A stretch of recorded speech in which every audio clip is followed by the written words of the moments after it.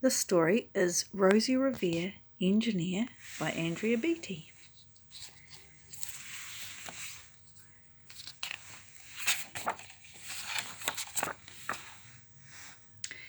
This is the story of Rosie Revere, who dreamed of becoming a great engineer. In Lila Greer's classroom at Blue River Creek, young Rosie sat shyly, not daring to speak.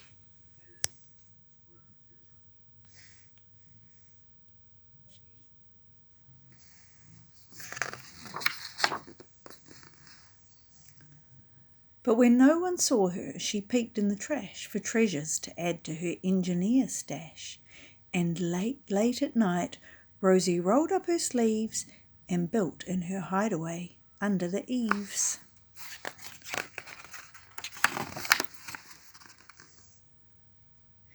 Alone in her attic, the moon high above, dear Rosie made gadgets and gizmos she loved.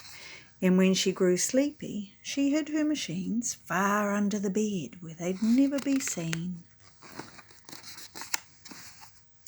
When Rosie was young, she had not been so shy. She worked with her hair swooping over one eye and made fine inventions for uncles and aunts, a hot dog dispenser and helium pants. The uncle she loved most was zookeeper Fred. She'd made him a hat to keep snakes off his head. She'd made it from parts of a fan and some cheddar cheese spray, which everyone knows keeps the pythons away.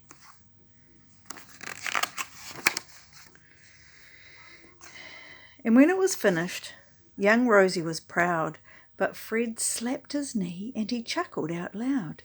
He laughed till he wheezed, and his eyes filled with tears, all to the horror of Rosie Revere, who stood there embarrassed, perplexed and dismayed. She looked at the cheese hat and then looked away. "I love it," Fred hooted. "Oh, I truly do." But Rosie Revere knew that could not be true. She stuck the cheese hat on the back of her shelf and after that day kept her dreams to herself. And that's how it went, until one autumn day her oldest relation showed up for a stay. Her great-great-aunt Rose was a true dynamo who'd worked building aeroplanes a long time ago.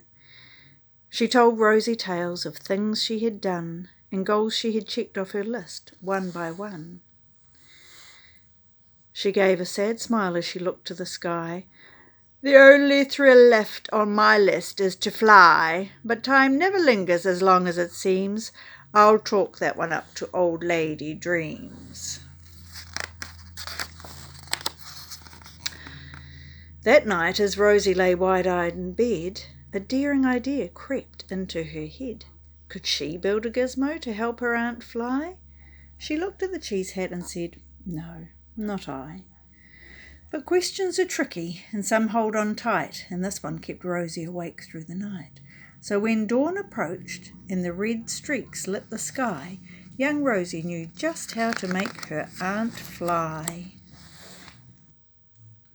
She worked and she worked till the day was half gone, and then hauled her cheese copter out onto the lawn to give her invention a test, just to see the ridiculous flop that it might turn out to be.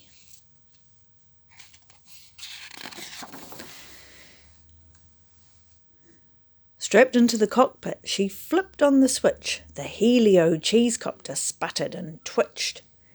It floated a moment and whirled round and froze for a heartbeat and then crashed to the ground.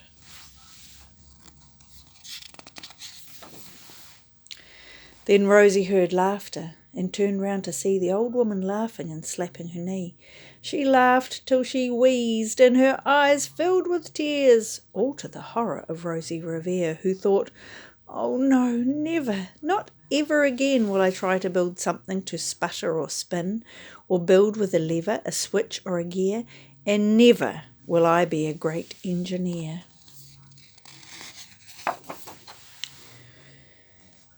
She turned round to leave, but then great-great-aunt Rose grabbed hold of young Rosie and pulled her in close and hugged her and kissed her and started to cry.